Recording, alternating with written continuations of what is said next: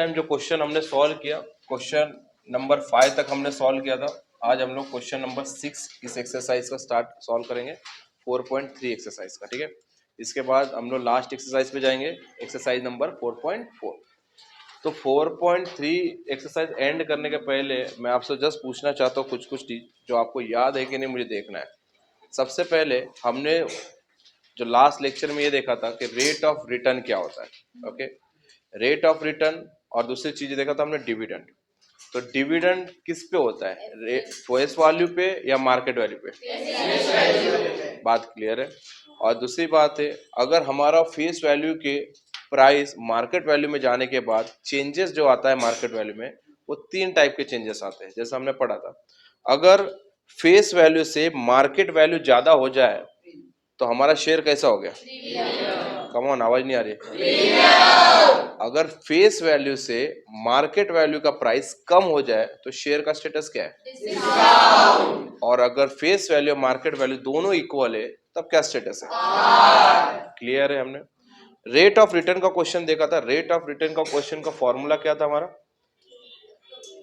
Rate of return total dividend upon into 100। क्या था? Rate of return is equals to total dividend upon sum invested into 100, है ना। इसे से हम लोग रेट ऑफ रिटर्न निकाल रहे थे। और ये जो सम इन्वेस्टेड, ये कैसे निकाल रहे थे? जो आपका प्राइस है मार्केट वैल्यू शेयर का और नंबर ऑफ शेयर जितना लिया उससे मल्टीप्लाई करके हमारा सम इन्वेस्टेड था। सम इन्वेस्टेड का मतलब है हमने कितना इन्वेस्टमेंट किया शेयर को, ठीक है। और इसी से हम लोग रेट ऑफ रिटर्न निकालते थे। जो कंपनी का रेट ऑफ रिटर्न अच्छा है वो कंपनी से ज्यादा प्रॉफिट है, ठीक है। समझ में आई बात? तो अभी तक हमने 5 क्वेश्चन सॉल्व किया था बच्चों। अब हम जाएंगे क्वेश्चन नंबर 6 और इस एक्सरसाइज का दी एंड करेंगे। देखिए क्वेश्चन नंबर 6 क्या है? If the face value of both the share is same, मतलब दोनों शेयर का जो फेस वैल्यू है वो सेम है। अब सेम है मतलब कितना दिया उसका वैल्यू पता है कि हमको? नहीं। बोला दोनों का शेयर क्या है? सेम है। Then which investment out of the following is the more profitable? अभी एक क्लियर थे हम कि जिसका सबसे ज्यादा डिविडेंड रहेगा कंपनी का, उससे हमारा ज्यादा प्रॉफिट होने वाला है, ये बात तो क्लियर है। बट हमें ये पता करना है कि सबसे ज्यादा प्रॉफिट कौन सी कंपनी में हो रहा है, कंपनी नंबर ए में हो रहा है या कंपनी नंबर बी में हो रहा है। बात क्लियर है, ये हमें पता करना है। बट उससे पहले हम पता करेंगे किससे? रेट ऑफ रिटर्न से पता करेंगे। और रेट ऑफ रिटर्न में क्या चाहिए? हमें डिविडेंड चाहिए। और डिविडेंड के लिए क्या जरूरी है? Face value. फेस वैल्यू दिया है कि यहाँ पे? नहीं। और जो फेस वैल्यू हमने नहीं दिया है तो हम क्या लेंगे? Let the face value is x rupees. क्या लिखेंगे?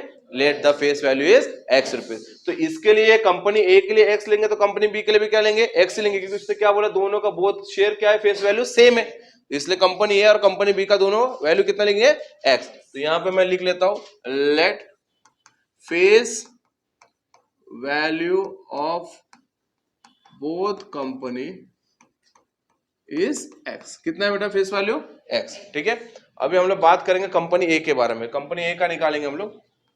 सो कंपनी ए, इसके बारे में बात करेंगे कि कंपनी ए का पहले हम लोग क्या लेंगे? रेट ऑफ रिटर्न के लिए क्या चाहिए हमें बेटा? टोटल डिविडेंड, है ना। तो टोटल डिविडेंड पहले कंपनी ए में क्या क्या वैल्यू दिया है? डिविडेंड कितने परसेंट है यहाँ पे? डिविडेंड है 16%, क्लियर है। उसके मार्केट वैल्यू कितना है इसका? मार्केट वैल्यू है 80 रुपीज, राइट। 80 रुपीज का मार्केट वैल्यू है। और नंबर ऑफ शेयर नहीं दिया है, मतलब मार्केट वैल्यू 80 रुपए दिया, मतलब एक ही शेयर खरीदा, ठीक है। एक ही शेयर की बात हो रही है यहाँ पे। अभी कंपनी ए का हम लोग निकाल लेते हैं। सबसे पहले यहाँ पे क्या निकालूंगा मैं? Total dividend. तो डिविडेंड का फॉर्मूला क्या हो जाएगा बेटा? परसेंट कितना है डिविडेंड का? 16% ऑफ फेस वैल्यू, बराबर। हम लोग यहाँ पे पहले डिविडेंड निकाल लेते हैं। डिविडेंड कितने परसेंट है? 16% ऑफ फेस वैल्यू। 16% को कैसे लिखेंगे? 16/100 इंटू एक्स। क्लियर है बच्चों? और 16/100 है तो इसको हम लोग सॉल्व करेंगे। 100 को 16 से डिवाइड देंगे, क्या वैल्यू मिलेगा आपको? 100 को 16 से डिवाइड कर दो। चलो करो, सभी का पेन हाथ में होना चाहिए। पास कर, कितना आया? 0.16। और ये x मल्टीप्लाई है तो ये हो जाएगा ये टोटल। बच्चों सभी का कलम होना चाहिए और जैसे जैसे मैं कैलकुलेशन बोलो आप वैसे करना है, चिंगू से बिल्कुल नहीं करना है, सर करेंगे तभी हम करेंगे, ठीक है। कैलकुलेशन फास्ट होने के लिए आपको प्रैक्टिस की जरूरत है। तो ये हो गया हमारा 0.16x, क्या है ये हमारा टोटल डिविडेंड, ये होगा हमारा टोटल डिविडेंड। टोटल डिविडेंड समझ में आया बात। अब टोटल डिविडेंड तो आ गया, अब सम इन्वेस्टमेंट कितना है इसका 80 रुपए, क्योंकि अगर उसने 2-3 शेयर और कुछ नहीं लिया, अगर नंबर ऑफ शेयर लेता तो 80 को हम लोग नंबर ऑफ शेयर से मल्टीप्लाई करके हम सम इन्वेस्टमेंट निकालते हैं, बट यहाँ पे नंबर ऑफ शेयर कुछ नहीं है, मतलब एक ही शेयर है, ठीक है। तो हमारा सम इन्वेस्टेड कितना है हमारा 80 रुपए। तो यहाँ पे मैं लिखूंगा rate of return is equals to what is the total dividend, that is 0.16x upon sum invested कितना बेटा 80 इंटू 100, 0 0 कैंसल, 2 4 जा 2 5 जा, क्लियर है। इसको भी डिवाइड करो, जो 0.16 को 4 से डिवाइड करो चलो, और 0.16 को 4 से डिवाइड करके फिर जो आएगा उसको मल्टीप्लाई करो 5 से। पूरा फाइनल आंसर बताओ मुझे सभी लोग, किसका वैल्यू, फाइनल आंसर बताओ, पूरा आंसर फाइनल बताओ। इसको इससे मल्टीप्लाई करके 4 से डिवाइड करो, या तो 4 को 0.16 से डिवाइड करके 5 से मल्टीप्लाई करो, 0.20। आयुषो सभी का आ रहा है, देख लो सभी का आना चाहिए 0.20। आयुषो तो इसकी जो वैल्यू है वो क्या है 0.20, क्लियर है। ये किसकी वैल्यू आई, कंपनी ए का, और यहाँ पे ऑलरेडी क्या है एक्स है ना, तो यहाँ रख दे हम लोग एक्स, क्लियर है। तो कंपनी ए का जो रेट ऑफ रिटर्न है वो है 0.20x। अगर कंपनी बी का रेट ऑफ रिटर्न 0.20x से ज्यादा होगा तो कंपनी बी प्रॉफिट होगा, अगर कंपनी बी का रेट ऑफ रिटर्न 0.20 से x से कम होगा तो कंपनी ए प्रॉफिटेबल ज्यादा रहेगी, ठीक है। तो इसी से हम कंपेयर करेंगे। उसके बाद अभी मैं सेकंड वाला स्टार्ट करता हूं कंपनी बी का, ठीक है। तो कंपनी बी डिविडेंड कितना बेटा, इसका डिविडेंड कितना दिया है 20%, राइट। डिविडेंड दिया 20% और मार्केट वैल्यू क्या है इसका, सॉरी 120 रुपीज, 120 रुपीज। ओके, सो इसका भी हम लोग निकाल लेते हैं पहले dividend. How much 20% of face value, clear बच्चों, 20% ऑफ फेस वैल्यू, तो 20/100 into what is the face value here, that is 1। Face value कितना है x है ना, 0 0 कैंसल, 2 1 जा 2 5 जा। अब 5 को 1 से डिवाइड करो, होगा क्या 5 को 1 से डिवाइड होगा क्या, नहीं, यहाँ पे 0 दिया, यहाँ पे 0 एंड पॉइंट दिया, 5 2 जा, समझ में आया। तो ये हो जाएगा 0.2x, ये क्या आया टोटल डिविडेंड। अब ये टोटल डिविडेंड का यूज किसमें करेंगे हम लोग, रेट ऑफ रिटर्न में। तो चलिए सॉल्व करते हैं बच्चों, यहाँ पे तो छोटा कर देता हूं मैं, कोई बात नहीं। अब देखिए यहाँ पे, अब रेट ऑफ रिटर्न निकाल लेते हैं इसका बच्चों। सो रेट ऑफ रिटर्न, चलिए इसका वैल्यू, टोटल डिविडेंड कितना है बेटा इसका 0.2x, तो लिख लिया यहाँ पे 0.2x upon what, some invested कितना है इसका बेटा 120, सो 120 लिख लिया यहाँ पे, 120 इंटू व्हाट 100। चलिए अभी डिवाइड करने के लिए, कैलकुलेशन करने के लिए रेडी रहिए। 2 0 0 कैंसल, 2 6 जा 2 5 जा, कम ऑन एवरीवन फटाफट सॉल्व कीजिए, सभी से आंसर का एक्सपेक्टेशन है मुझे। कितना 1 देखो सभी लोग का मेजोरिटी आना चाहिए आंसर, 1.1 आया आंसर, सभी को 1 आया।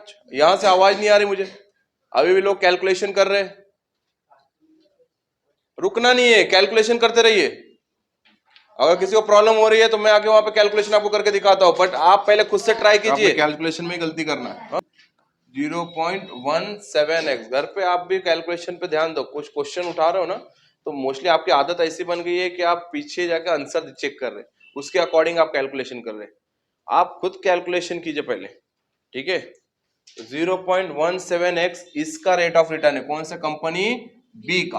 अब मुझे एक बात बताइए, कंपनी ए और बी में ये कंपनी ए का रिटर्न है और ये कंपनी बी का रिटर्न है, तो कौन सा मोर प्रॉफिटेबल है? ए मोर प्रॉफिटेबल, राइट? ये 0.2 और ये 0.1, तो company A is more profitable, mention करेंगे वहां पे, company A is more profitable. समझ में आए? ओके, तो यहाँ पे हमारा एक्सरसाइज कंप्लीट हुआ बच्चों। ये पूरे एक्सरसाइज में हमने देखा डिविडेंड, रेट ऑफ रिटर्न, और जो हमारा मार्केट वैल्यू, फेस वैल्यू में जो जो हुआ, प्रीमियम, पार और डिस्काउंट की बात, वो हमने यहाँ पे कंप्लीट किया, ठीक है। प्रॉफिट भी हमें रेट ऑफ रिटर्न से ही पता करेंगे कि प्रॉफिट, रेट ऑफ रिटर्न किसका ज्यादा है, जिससे हमें प्रॉफिट पता चलेगा कंपनियों का। हो सकता है यहाँ पे 2 कंपनी का 3 कंपनी आपको दे दे, तो तीनों कंपनी का रेट ऑफ रिटर्न निकालने के बाद ही आप उसमें जज कर सकते हैं किसमें सबसे ज्यादा प्रॉफिट हुआ है, ठीक है। और अगर आपके पास फेस वैल्यू नहीं है तो आप एक्स का यूज करके फेस वैल्यू निकाल सकते हैं। क्लियर है? यहाँ हमारा 4.3 एक्सरसाइज कंप्लीट होता है। अब हम लोग 4.4 एक्सरसाइज, जो लास्ट एक्सरसाइज है, वो हम सॉल्व करेंगे।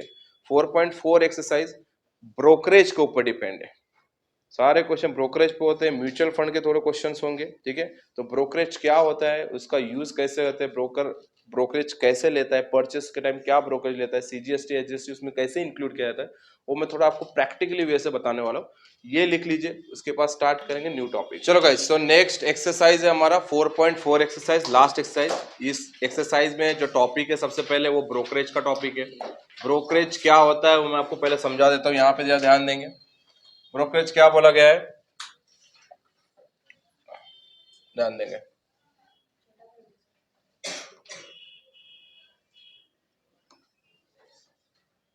देखो बच्चों, we directly can't go to stock market and buy और सेल। ये मैंने आपको स्टार्टिंग में बताया था कि हम डायरेक्टली जाके शेयर बाय और सेल नहीं कर सकते। इन बाय और सेल के बीच में एक बंदा होगा जो हमें बाय करके भी देगा और सेल करके भी देगा। उस बंदे का नाम क्या होगा? ब्रोकर। और ब्रोकर ये बाय और सेल करने के लिए एक अमाउंट लेगा और उस अमाउंट को क्या बोला जाता है? Brokerage. The registered member or the organization of the stock market can buy or sell on the behalf। ये जो बंदे होते हैं, ऐसा नहीं कि आप किसी को भी पकड़ के ब्रोकर बना सकते हैं। ये एक रजिस्टर्ड बंदे होते हैं जो किसी एजेंसी के थ्रू, जो स्टॉक मार्केट से ही रजिस्टर होते हैं। जैसे अभी आप लोग बहुत से ऐप का नाम सुनते हो, ग्रो ऐप, अपस्टॉक, फिर उसके बाद एंजल्स, फिर जीरोदा, ये सारे ब्रोकर्स होते हैं जो एक एजेंसी होती है जो ऑलरेडी रजिस्टर्ड होती है, ठीक है।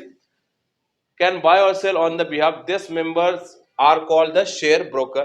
For catering the service for the buying and selling the share, they charge some amount which is called brokerage। जैसे मैंने आपको बताया कि ये जो बाय और सेल करने के लिए जो जो अमाउंट वो लेते हैं, वो अमाउंट को ही कहा जाता है ब्रोकरेज अमाउंट, ठीक है। Brokerage is paid on the market value of the share. और ये कैसे पेड किया जाता है? मार्केट वैल्यू पे पे किया जाता है, ठीक है। तो सब यहाँ पे देखिए, situation 1 at the time of the buying, जब हम बाय करेंगे, ठीक है, तो मार्केट वैल्यू, वो जो आप कंपनी का जो शेयर खरीदेंगे उसका मार्केट वैल्यू प्लस ब्रोकरेज, ये दोनों देना पड़ेगा, तभी आप किसी भी शेयर को बाय कर सकते हैं, ठीक है। अब मैं एक प्रैक्टिकली वे से एक तरीके से बताऊंगा कि कैसे एक शेयर होल्डर कैसे ब्रोकर से शेयर खरीद सकता है और कैसे वो सेल करेगा। खरीदने के टाइम उसे कितना अमाउंट लगेगा और सेल करने के टाइम उसे कितना अमाउंट मिलेगा, ये मैं आपको प्रैक्टिकली बताऊंगा। 2 लोग आ जाओ यहाँ पे, इस बार गर्ल्स आ जाओ, चलो आ जाओ, आओ फर्स्ट, ठीक है, ओके। अभी देखो, यहाँ पे 2 ब्रोकर समझेंगे आप, ठीक है। मैं एक शेयर होल्डर एक कंपनी का, ओके, और मैंने 100 रुपए का शेयर लिया है, 100 रुपीज का।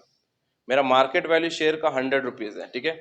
तो जब मैं खरीदने जाऊंगा, समझो मैं अभी खरीदा नहीं हुआ, मैं अभी खरीदने जाऊंगा, जब ब्रोकर के पास जाऊंगा खरीदने के लिए, मुझे पता है मेरा मार्केट वैल्यू शेयर का कितना, 100 रुपीज।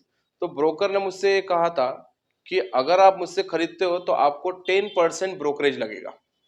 कितना? 10%। तो मेरे शेयर की कीमत कितनी है? 100 रुपीज। जो मेरा मार्केट वैल्यू उसी के ऊपर 10% लेगा। सो जब मैं शेयर इससे खरीदने जाऊंगा तो ये मुझे कितने पैसे मांगेगा? कितने अमाउंट मुझसे लेगा? 100 रुपीज प्लस 10 रुपीज, क्योंकि 10% क्या हुआ? 100 रुपीज का 10% मतलब 10 रुपीज। तो ये मेरे से टोटल अमाउंट कितने मांगेगा? 100 रुपीज प्लस 10, जो कि टोटल कितना हो गया? 110 रुपीज। तो मैं जब शेयर परचेस करूंगा तो मैं इनको कितना पैसा दूंगा? 110 रुपए। तो परचेस करने के टाइम मुझे क्या क्या वैल्यू लगा? Market value plus brokerage. क्या क्या लगा बेटे? Market value plus brokerage. तो मार्केट वैल्यू और ब्रोकरेज मैं उनको पे करूंगा और ये मुझे क्या दे देंगे? शेयर देंगे। अब एक कहानी हो गई परचेस के लिए। अब याद रखना बेटा, सिर्फ और सिर्फ ब्रोकरेज नहीं लगता है, ये ब्रोकरेज के साथ साथ उस ब्रोकरेज के ऊपर जीएसटी भी लगती है। आप बोलेंगे सर ये कैसा कंसेप्ट है? तो देखो, एक केस ये हो गया कि मैंने सिर्फ आपको ब्रोकरेज के बारे में बताया। अब दूसरा केस ये होगा कि 100 रुपए उसकी कीमत थी, मार्केट वैल्यू, बराबर है, और मुझे ब्रोकरेज कितना लग रहा है? 10 रुपए। मुझे ब्रोकरेज कितना लग रहा है? 10 रुपए। तो मुझे कितना देना पड़ रहा है? 110 रुपए। बट अब वो जो ब्रोकरेज होगा उसके ऊपर जीएसटी लगेगा। उसके ऊपर क्या लगेगा? जीएसटी। तो आप समझो, मान लो 1% जीएसटी, मान लो, तो 1% जीएसटी मतलब 1 रुपीज। किसका 1 रुपीज रहे? नहीं, यहां पे 1 रुपीज नहीं होगा, यहां पे 10 रुपीज का 1% मैं बोल रहा हूं। समझो समझो, यहां पे मान लो कि 10% ले लिया जीएसटी। अभी आप 1% काउंट करने जाओगे तो बहुत ही जीरो जीरो अमाउंट में आएगा। समझो 10% जीएसटी है मान लो। तो जो 10% जीएसटी लगेगा ना, वो किस पे लगेगा पता है? वो लगेगा ब्रोकरेज अमाउंट पे। समझ रहे मेरी बात को? तो मुझे इसको क्या क्या देना पड़ेगा? 100 रुपीज मार्केट वैल्यू, बराबर है, और ब्रोकर अमाउंट कितना बोला उसने? 10%। तो 10% ऑफ मार्केट वैल्यू है ना, मतलब 10/100 into what? Into market value कितना? 100। तो कितना हो गया? 10 रुपए, बराबर है। तो 10% ऑफ मार्केट वैल्यू मतलब कितना हुआ? 10 रुपए। 10 रुपए क्या हुआ? इसका ब्रोकरेज अमाउंट। 10 रुपए क्या हुआ? Brokerage amount. और भी इन्हें मुझे देना है क्या? जीएसटी। मैंने क्या बोला? अब जीएसटी भी लगेगा। सो जीएसटी जो लगता है ना बेटा, वो लगता है 10% ऑफ व्हाट? Brokerage amount. याद रखना, 10% किस पे लगेगा? ब्रोकरेज अमाउंट पे। 100 रुपए पे नहीं लगेगा। 100 रुपए पे सिर्फ ब्रोकरेज अमाउंट लगेगा, बट जीएसटी लगेगा वो ब्रोकरेज अमाउंट पे लगेगा। इसमें कंफ्यूज नहीं होना। तो 10% मैंने मान लिया, तो 10/100 into what is the brokerage amount? That is 10, है ना, बराबर है। 10 वन सा कितना हुआ? 1 रुपीज। तो मुझे खरीदने के लिए क्या क्या देना पड़ेगा शेयर को? एक तो 100 रुपए, देखो यहाँ पे 100 रुपीज मुझे देना ही होगा, बराबर है। उसके बाद ब्रोकरेज अमाउंट 10 रुपए देना होगा, सही है, और दूसरे बात जीएसटी देना होगा। मतलब मुझे खरीदने के लिए टोटल खर्च करना पड़ेगा 111 रुपए। समझ में आया? तो खरीदने के लिए क्या क्या देना पड़ता? चलो एक बार फिर से बोलेंगे। मार्केट वैल्यू ऑफ ब्रोकरेज, उसके बाद जीएसटी ऑन ब्रोकरेज। समझ में आया? तो मार्केट वैल्यू जो शेयर है, फिर उसके बाद मार्केट वैल्यू पे ब्रोकरेज लगेगा, फिर जीएसटी लगेगा किस पे? Brokerage pay. यह बात समझ में आई? तो मैं उनको सारा पैसा दे दूंगा, मतलब 111 रुपए दूंगा, और मैं उनसे शेयर खरीद लूंगा। तो खरीदने के टाइम आपको market value plus brokerage amount plus GST amount, ये तीनों को प्लस करना होगा और आपको देना होगा। ये परचेस के टाइम। ये किसकी बात हो रही है? शेयर होल्डर की बात हो रही है परचेस के टाइम। अब आप आ जाइए, यहाँ पे बैठ जाइए। आप एक एक एक जन बैठो, हाँ रुकिए यहाँ पे। अब ये मुझे क्या करना है? अब मुझे सेल करना है। अब क्या करना पड़ेगा मुझे? सेल। समझो शेयर की कीमत मान लो 200 रुपए हो गई। अब उसका मार्केट वैल्यू बढ़ गया, अब उसकी कीमत 200 रुपए हो गई। तो देखिए क्या होने वाला है। अगर इसकी कीमत 200 हो गई, मतलब मार्केट वैल्यू क्या आएगा इसकी? 200 रुपीज, बराबर बेटा। मार्केट वैल्यू कितना होगा? 200। सो जो उसने 10% जो खरीदने का टाइम लिया था ना, वही 10% अब बेचने का टाइम भी लेगा। अभी जो खरीदने का टाइम शेयर मेरे पास आया, अब उसकी कीमत क्या होगी? 200 रुपए हो गई। तो मैं वापस किसी डायरेक्टली बेच नहीं सकता हूं शेयर मार्केट में जाके। मुझे किसकी जरूरत पड़ेगी? ब्रोकर की ही जरूरत पड़ेगी। खरीदने और बेचने के टाइम ब्रोकर की ही जरूरत पड़ेगी, जो हमने डेफिनेशन में भी देखा। तो ब्रोकर ने कितना परसेंट लिया था? 10%। अभी भी कितना लेगा? 10%। सो अब जो 10% लेगा वो किसके ऊपर लेगा? 200 पे। किसके ऊपर लेगा? 200 पे, जो कि हमारा मार्केट वैल्यू। सो अगर 10% इसका लेता है तो 10/100 इंटू 200 बराबर है ना, तो कितना हो जाएगा बेटा? 20 रुपीज। सो 20 रुपीज क्या मिला उसको? ब्रोकरेज अमाउंट, बराबर है। अब 20 रुपीज ब्रोकरेज, उसके बाद और क्या लगेगा? जीएसटी। बट अभी जीएसटी किस पे लगेगा? 20 रुपए पे। जीएसटी किस पे लगेगा? 20 रुपए। सो जीएसटी लगेगा कितना? जीएसटी लगाते 10% ऑफ 20 रुपीज, है ना। किस पे लगेगा? 10% ऑफ 20 रुपीज। सो 10/100 इंटू 20, बरोबर। 5 जा 5 1 जा 5 2, कितना रुपए हुआ बेटा? 2 रुपीज। अब देखो किस्सा सुनो आप यहाँ पे, मतलब टोटल कितना हो गया? 220 और 2। अब देखो किस्सा सुनो आप बस। मैं एक शेयर होल्डर, मुझे खरीदना था, तो मैंने कितना दिया उनको? 111 रुपए दिया। 111 में क्या क्या इंक्लूड था? 100 रुपीज, ब्रोकरेज 10 रुपए और जीएसटी। तो मैंने ये सब ऐड करके इनको दे दिया। अब शेयर की कीमत कितनी हो गई बेटा? 20 रुपए, 200 रुपए हो गए। अब मुझे पैसा चाहिए ऑब्वियसली ना, क्योंकि वो प्राइस बढ़ चुका है। अब मुझे पैसा चाहिए, तो मुझे ये पता है क्या करेंगे? 200 रुपए में से ये अपना 20 रुपए पहले माइनस कर देंगे। क्यों माइनस किया? क्योंकि मुझे पूरा अमाउंट दे के वापस माइनस नहीं करने वाले, ये पहले सब माइनस कर लेंगे, अपना सब रख लेंगे, बाद में जो बचा हुआ है वो मुझे देंगे। तो मुझे कितना देंगे? 200 रुपए में से इनका हक कितना हो रहा है? 20 रुपीज का। तो 200 में से 20 रुपए गए तो 180। अब गवर्नमेंट का कितना हक है? तो गवर्नमेंट को भी यही देंगे। तो 180 में से 2 रुपए गए तो कितना बचा? 178। मतलब ये मुझे कितना देंगे? 178 रुपीज। समझे क्या? तो जब परचेज करते हम लोग, तो हमें market value plus brokerage plus GST देना पड़ता है। और जब हम सेल करते हैं तो हमें मार्केट वैल्यू में से माइनस करना पड़ता है ब्रोकरेज, माइनस करना पड़ता है जीएसटी। तो हमें ये सब माइनस करने के बाद जो मिलेगा वो हमारा सेलिंग वैल्यू। ऐसे नहीं ना कि इसने पहले दे दिया फिर बाद में मांग रहा कि भाई मेरा वो 20 रुपीज और गवर्नमेंट का 2 रुपए वापस देना। ये पहले ही क्या करेंगे? डिडक्ट करके अमाउंट हमारे अकाउंट में दे देंगे। समझ में आया है बात? सो ये होता है ब्रोकरेज का पूरा खेल। अब ब्रोकरेज से रिलेटेड क्वेश्चन सॉल्व करेंगे प्रॉपर्ली, उसके बाद धीरे धीरे मैं आपको बताऊंगा म्यूचुअल फंड से रिलेटेड जब हम क्वेश्चन इसको फेस करेंगे तो मैं आपको उसके बारे में भी डिटेल में बताऊंगा। ये बात इतनी समझ में आई आपको? 4 चलिए बैठिए, चलो।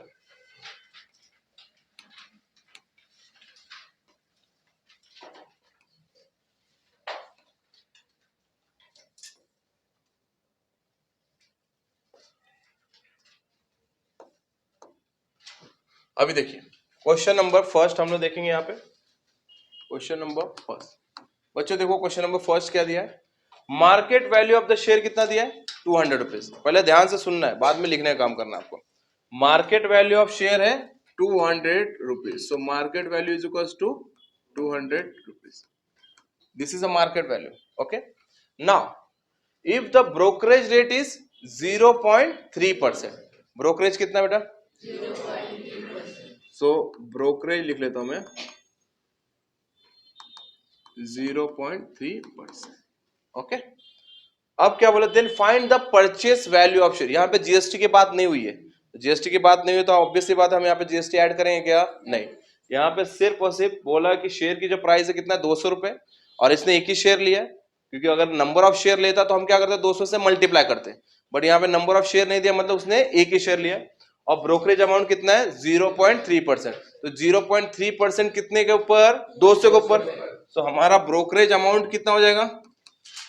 अमाउंट कितना हो जाएगा बेटा? चलो स्टार्ट करेंगे सब लोग। 0.3% ऑफ 200 रुपीज, बराबर ना? कितना हो जाएगा? 200 रुपीज।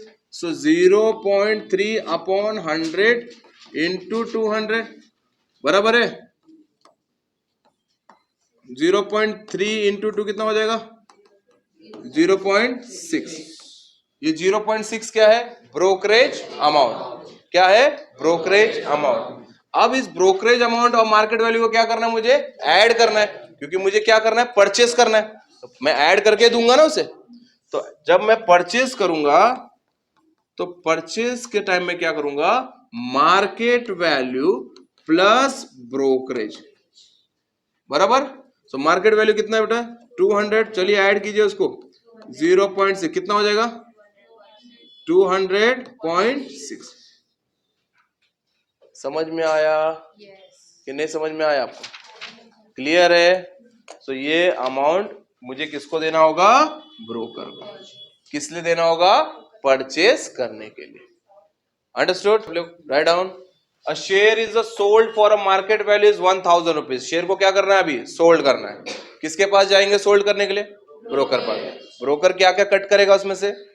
एक अपना ब्रोकरेज अमाउंट कट करेगा और जीएसटी करेगा, बट जीएसटी दिया है तो, नहीं दिया तो सिर्फ अपना क्या करेगा? वो ब्रोकरेज अमाउंट कट करेगा। ठीक है, तो देखिए, a share is sold for a market value is 1000 rupees. Question number 2, market value कितना दिया बेटा इसका?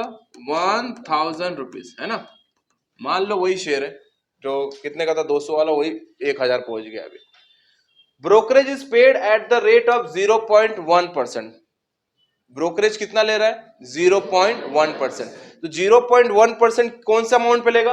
1000 पे। तो इसका हम ब्रोकरेज निकाल लेंगे।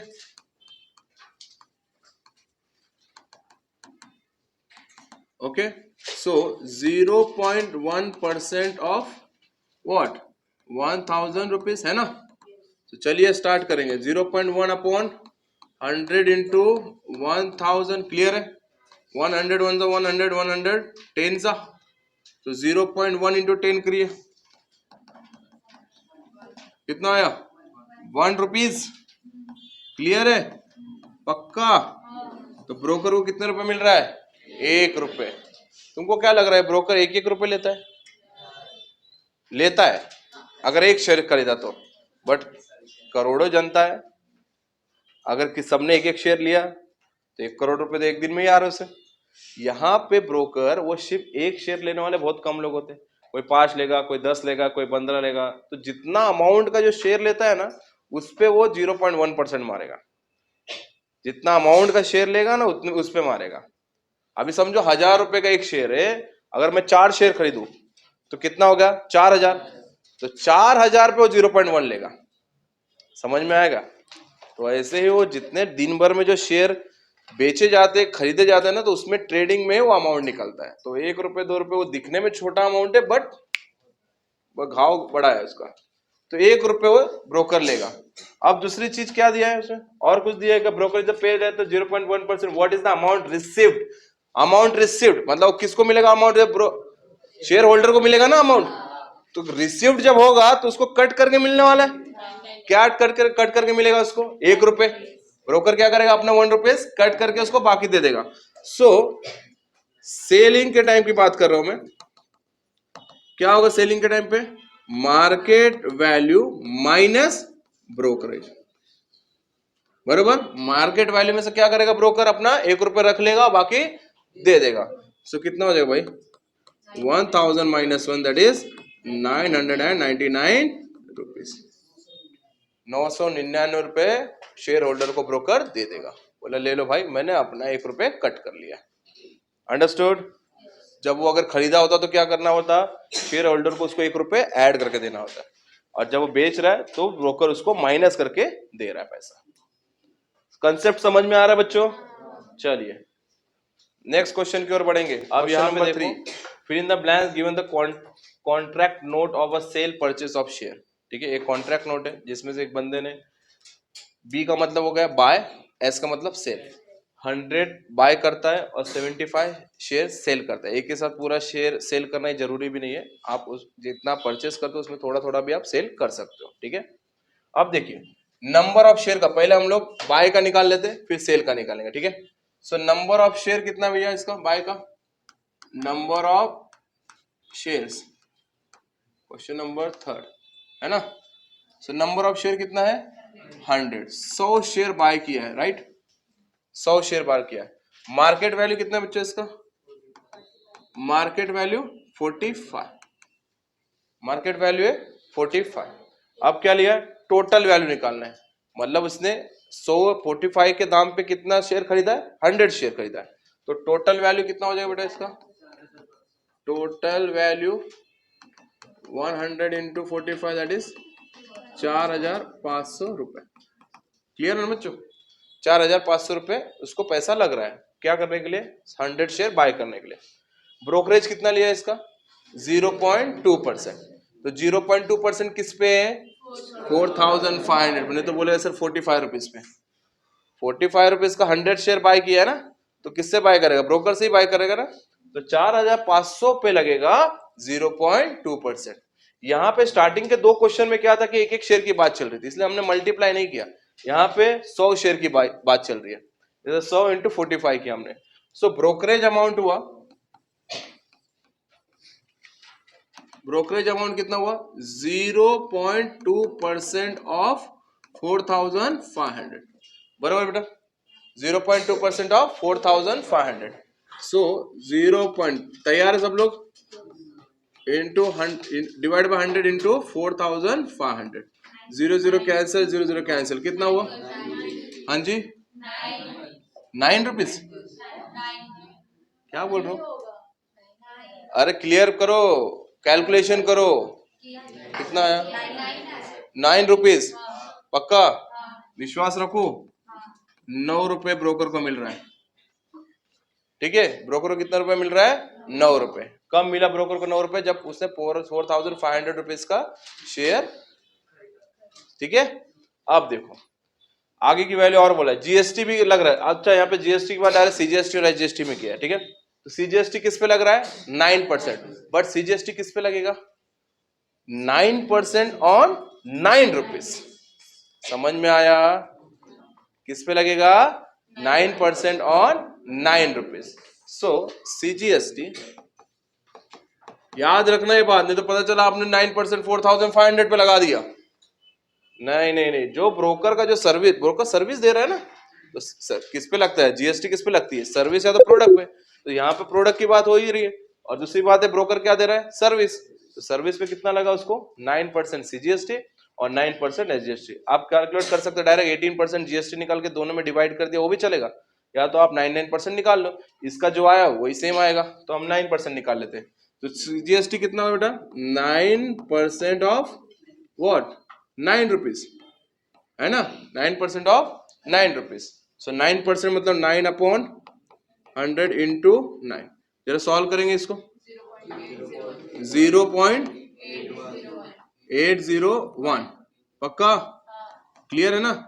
तो ये सीजीएसटी है, तो एसजीएसटी भी सेम आएगा, एसजीएसटी भी सेम आएगा 0.801, है ना? क्लियर है बच्चों? आया कि नहीं आया सॉल्व करने? अब उसके बाद टोटल वैल्यू ऑफ शेयर, कितना उसको पैसा देना पड़ेगा? सो टोटल वैल्यू आएगा इसका, टोटल वैल्यू पहला कितना? 4500 प्लस दूसरा 9 रुपीज, तीसरा 0.8। अरे भैया एक एक पैसे से भी आदमी ने करोड़ों रुपए कमाए। 0.81। चलो इसका कितना है? 0.81 रुपीज, और इसका भी सेम आएगा 0.81। चलिए ऐड करेंगे इसको फिर, 0.81 प्लस 0.81। चलिए ऐड करें आप सब। अब यहाँ पे आप थोड़ी देर बाद आंसर मत दीजिए, थोड़ा time low, but clear answer दो। पता चला आधी जनता दे देती है आंसर, बट पता चलता रॉन्ग रहता है, फिर दूसरी जनता अलग ग्रुप बना के बैठी है जो पहले इंतजार करती है पहली जनता गलत देने का। हीरो जो बनना है, 4510.62। क्या ये गुड नंबर सेकेंड ये सही है?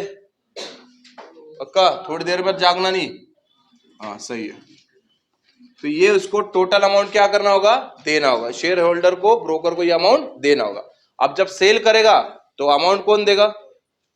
ब्रोकरेज अपना सब कुछ कट कट करके बाकी जो रिमेनिंग अमाउंट है वो दे देगा, ठीक है। तो ये लिख लीजिए आप तक। चलिए अभी हमने बाय वाला काम कर लिया है, अब हम काम करेंगे इसका सेल का। बट देखिए उसने 100 शेयर तो खरीदा था, बट जब बेचने की बारी आई तो वो सिर्फ 75 शेयर सेल कर रहा है, 25 शेयर अपने पास ही रख रहा है, इंतजार करेगा कि और रेट बढ़ जाए, ठीक है। तो 75 शेयर है उसके पास, तो नंबर ऑफ शेयर कितना होगा बेटा यहाँ पे 75, बराबर है। उसके बाद मार्केट वैल्यू उसका क्या हो चुका है 200। जब खरीदा था कितने में खरीदा था उसने 45 रुपीज में, जब उसका मार्केट वैल्यू 200 हो गए तो उसने क्या किया 75 शेयर अपने बेच दिया और 25 शेयर का अपने पास होल्ड करके रखा है। बाद में देखेंगे इसका मार्केट और बढ़ जाए तो उसको फिर तब सेल कर सकते हैं, उस हिसाब से उसने रखा है। तो 200 रुपीज यहाँ पे इसका मार्केट वैल्यू हो गया। सो 200 रुपीज, ओके। टोटल वैल्यू कितना हो जाए बेटा 475 इंटू 200 करिए 15,000 रुपीज, ओके। उसके बाद ब्रोकरेज, ब्रोकरेज सेम लग रहा है ना, जो खरीदने के टाइम ब्रोकरेज लगता है वही बेचने के टाइम भी लगता है। तो 0.2%, 0.2% ऑन किस पे बेटा 15,000, किस पे होगा 15,000। अब यहाँ पे 0.2 अपॉन 100 इंटू 15,000, क्लियर है। 0.2 अपॉन 100 इंटू 15,000, बराबर है ना। अब 0 0 कैंसिल, 0 0 कैंसिल। चलिए सॉल्व कीजिए आप इसको। हाउ मच 1330, 30 रुपीज ब्रोकर को मिलेगा। कितने रुपए 30 रुपीज। अब वो 30 रुपीज तो है, उसके बाद सीजीएसटी भी लग रहा है, सीजीएसटी सेम है 9%, बट 9% ऑफ किसका 30 रुपए, 9% किसका 30 रुपीज का, तो 30 रुपीज लिखेंगे। सो 9 अपॉन 100 इंटू 30 कितना होगा बेटा इसका 2.7 रुपीज। समझ में आया कितना आया 2.7 रुपीज। अब यहाँ पे जो सीजीएसटी लगा है वही सेम एसजीएसटी भी लगेगा, तो ये भी 2.7 रुपीज हो गया है ना। जो वैल्यू निकाल लिया इसको मैं बॉक्स कर लेता हूं, ठीक है। जो सीजीएसटी अगर आपने यहाँ पे रॉन्ग किया तो आप ऑब्वियसली आप यहाँ पे रॉन्ग कर लोगे, तो ये सही निकालना है आपको, थोड़ा पेशेंसली सॉल्व करना है। अब उसका टोटल वैल्यू हम निकालेंगे। So total value of shares, तो अब हम क्या करेंगे टोटल वैल्यू मतलब कैसा, ये जो 15,000 है इस 15,000 में से क्या क्या माइनस होगा, ये माइनस होगा और ये माइनस होगा, ये माइनस करके जो मिलेगा वही उसका टोटल वैल्यू होगा, बराबर है ना। इसको टोटल करना नहीं है, टोटल वैल्यू मतलब जो उसको माइनस करने के बाद जो वैल्यू मिलने वाला है that is a total value, right. So फिर यहां पे मैं कैसे लिखूंगा इसको, मार्केट वैल्यू है ना माइनस क्या क्या ब्रोकर माइनस करके देगा उसको, अपना खुद का पैसा माइनस करेगा है ना 30 रुपीज प्लस 2.7 प्लस 2.7, इतना वो माइनस करके जो भी आएगा वो दे देगा। मार्केट वैल्यू कितना बेटा इसका, मार्केट वैल्यू की जगह मैं यहाँ पे लिखूं मार्केट वैल्यू की जगह पे डायरेक्ट वैल्यू लिख देता हूँ तो सही रहेगा, बल्कि कितना 15,000 ना 15,000 बराबर। मार्केट वैल्यू तो ऐसा लग रहा है कि ये 200 आएगा, पर यहाँ पे अमाउंट टोटल कितना है 15,000। सो 15,000 में से माइनस करो बेटे, ये कितना हो गया टोटल, नहीं मैं इसका सम पूछ रहा हूँ, ये कितना हुआ 30 प्लस 2.7 प्लस 2.7, हाँ करो करो करो करो करो स्टेप बाय स्टेप करो जितना प्रैक्टिस। हाँ बोल बेटा कितना आया, अरे तुझे पूछ रहा हूँ, तो शॉक हो गया एकदम, इंतजार कर रहा है बाजू वाला बताएगा तब मैं बोलूंगा। 34 आ रहा है, हाँ तो कर बेटा कर कर 15,000 में 35.4 माइनस करो 1460 पक्का सही है। तो चलिए यही आंसर मैं समझता हूँ सही। सो ये उसको अमाउंट क्या होगा मिलेगा, किससे मिलेगा ब्रोकर से, अमाउंट रिसीव्ड होगा। जब रिसीव्ड की बात आती है ना तो समझना वो मिलने वाला है ना। 14,964.60 रुपीज इस बंदे को मिलेगा। और उसने जब सेल किया, जब उसने परचेस किया था कितने परचेस किया था, परचेस के लिए कितना वैल्यू लगा था उसको, हाँ 4,500, 100 का, और इसने सिर्फ 75 बेचा, जिसमें से उसको कितना मिल रहा है? 14,960। प्रॉफिटेबल है ना? अभी भी उसके पास 25 शेयर बचा हुआ है। अब वो कब ब्रह्मास्त्र निकालेगा? जब वो 200 का 400 300 हो जाए, तब वो 200 बाकी का जो रिमेनिंग शेयर है वो बेचने के लिए निकालेगा। बट पता चले भाई 200 का हो गया फिर से 100, वो भी देखो रिस्क तो है भाई, है ना? 100 भी हो जाए तो उसको उसका जो वैल्यू है वो मिल जाएगा, है ना? 100 से कम नहीं होना चाहिए, फिर वो लॉस में काउंट हो जाएगा। बल्कि लॉस तो नहीं होगा, क्योंकि प्रॉफिट तो इसने हालांकि ज्यादा निकाल ही लिया है 75 शेयर में। चलिए लिख लो चलो, बाकी के दो बाद में करें नेक्स्ट कुछ लेक्चर में, ठीक है? ओके, बाकी नेक्स्ट लेक्चर में हम लोग 2 क्वेश्चन सॉल्व करेंगे, इसके बाद ये चैप्टर का एंड होगा, फिर उसके बाद हम लोग प्रॉब्लम सेट के क्वेश्चन सॉल्व करेंगे, ठीक है? मिलते बेटा नेक्स्ट लेक्चर में। ये बात आज का समझ में आया सबको? ब्रोकरेज का समझ में आया? जब हम ब्रोकरेज की बात करेंगे तो परचेज और सेल ये दोनों को ध्यान देना है। परचेस करने के टाइम ब्रोकर को क्या देना होगा? उसका brokerage amount plus CGST plus SGST, और जब हम सेल करेंगे तो ब्रोकर हमें क्या माइनस करके देगा? टोटल वैल्यू में से वो अपना ब्रोकरेज अमाउंट माइनस करेगा, और सीजीएसटी और एसजीएसटी माइनस करके जो रिमेनिंग अमाउंट मिला है वो ब्रोकर हमें दे देगा। समझ में आएगा? तो यही बात हमने आज ब्रोकर का सीखा। नेक्स्ट लेक्चर में हम लोग आगे का टॉपिक देखेंगे। 2 क्वेश्चन रह गया है और ये चैप्टर का दी एंड करेंगे हम लोग, ठीक है?